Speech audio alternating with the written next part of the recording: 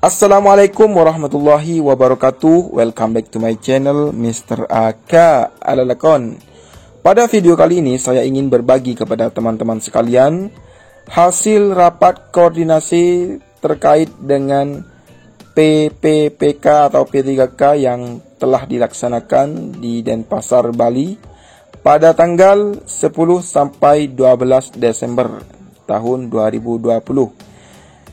Info ini saya peroleh dari WA, dari WhatsApp di grup guru di sekolah saya, bahwasanya hasil dari rapat koordinasi P3K tersebut ialah: pertama, pendaftar P3K atau PPPK formasi guru adalah A. Guru honor K2, Guru honor K2 database BKN. Kemudian B. Guru honorer baik di sekolah negeri ataupun swasta yang sudah masuk Dapodik. Kemudian yang C. Lulusan S1 atau D4 baru atau fresh graduate yang sudah memiliki sertifikat pendidik dari program PPG Prajabatan. Kemudian yang kedua, kepemilikan NUPTK bukan menjadi syarat pendaftaran PPPK. Dan yang ketiga, yang harus diperhatikan oleh calon pendaftar adalah kesesuaian NIK atau nomor induk KTP, tempat atau tanggal lahir yang tercantum di Dukcapil dengan database Dapodik ya. Jadi harus sesuai dengan database di Dapodik. Kemudian yang keempat, NIK atau NIK yang ada di Dapodik atau info GTK harus benar dan sesuai dengan NIK yang tercantum di Dukcapil. Apabila terdapat ketidaksesuaian antara Dapodik dan data Dukcapil, maka yang harus dilakukan adalah A. Cek data NIK tersebut di Dukcapil. B. Jika di Dukcapil data NIK ternyata salah, maka lakukan update data NIK di Dukcapil. C. Setelah data NIK di Dukcapil sudah benar, lakukan perbaikan data NIK di Verval PTK Login operator sekolah. Pada fitur perbaikan identitas dengan mengupload scan KTP atau KK asli yang sudah benar. D. Setelah Dinas Pendidikan menyetujui perbaikan, maka lakukan sinkronisasi Dapodik untuk proses perubahan NIK di Dapodik. E. Perbaikan NIK dilakukan sebelum tanggal 31 Desember. Jadi, perbaikan NIK dilakukan sebelum tanggal 31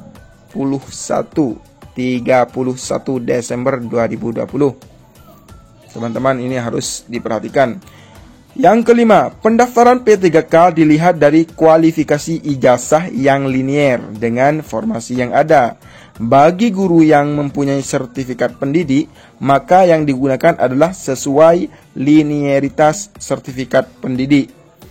Yang keenam, verifikasi data guru calon peserta P3K yang sudah masuk Dapodik dilakukan melalui laman info GTK dengan melakukan verval ijazah.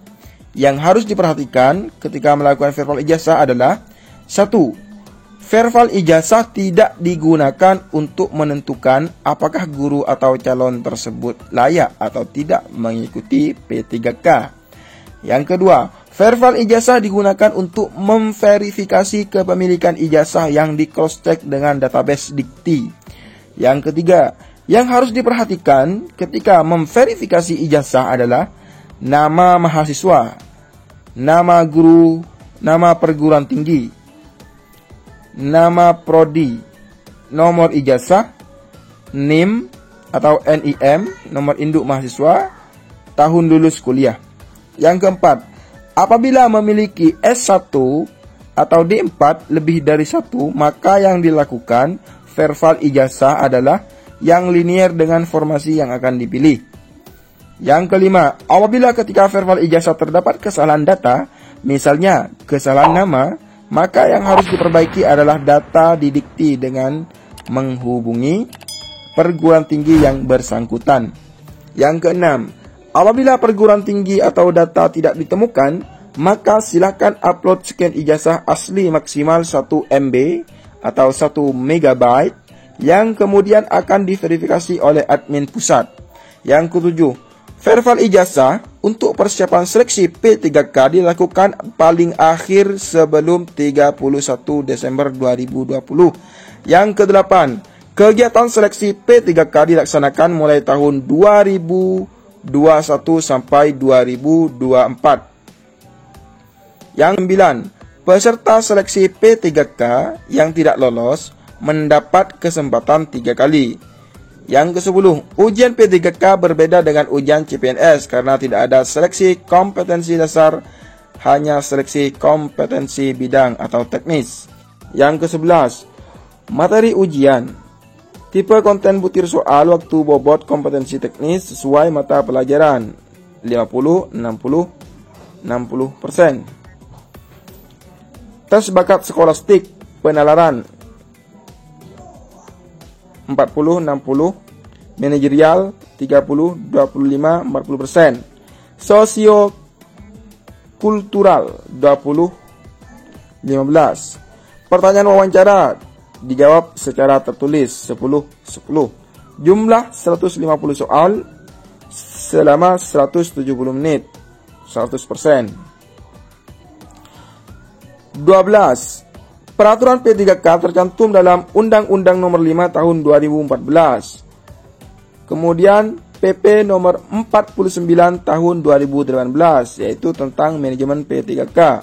Kemudian Perpres Nomor 38 Tahun 2020, yaitu tentang jenis jabatan yang dapat diisi oleh P3K. Kemudian Perpres Nomor 98 Tahun 2020, gaji dan tunjangan P3K. Kemudian Permenpan RB Nomor 70 Tahun 2020, masa hubungan perjanjian kerja P3K. Kemudian Permenpan RB Nomor 72 Tahun 2020, perubahan atas peraturan Menteri Pan RB Nomor 2 Tahun 2019 tentang pengadaan P3K untuk guru, dosen, tenaga kesehatan, dan penyuluh pertanian. Kemudian Permenpan RB Nomor 72 Tahun 2020 tentang perubahan atas peraturan Menteri Pan RB Nomor 2 Tahun 2019 tentang pengadaan P3K untuk guru, dosen, tenaga kesehatan, dan penyuluh pertanian. Yang ke-13, guru P3K seluruhannya diangkat sebagai guru ahli pertama. 14. P3K berhak menerima gaji dan tunjangan, yaitu gaji didasarkan pada golongan dan masa kerja, besaran gaji sebelum dikenakan pemotongan pajak penghasilan. Dapat diberikan kenaikan gaji berkala atau kenaikan gaji istimewa, diatur lebih lanjut dalam Permenpan. Seleksi hanya administrasi dan SKB. Jumlah soal sebanyak 150 dengan waktu 170 menit. Jadi soal hanya 150 soal ya, 150 soal dengan waktu 170 menit. Kriteria soal: 1. Kompetensi teknis 50 soal 60 menit. 2. Tes bakat skolastik 40 soal 60 menit. 3. Manajerial 30 soal 25 menit. 4. Sosiokultural 20 soal 15 menit. Yang kelima, wawancara tertulis 10 soal 10 menit.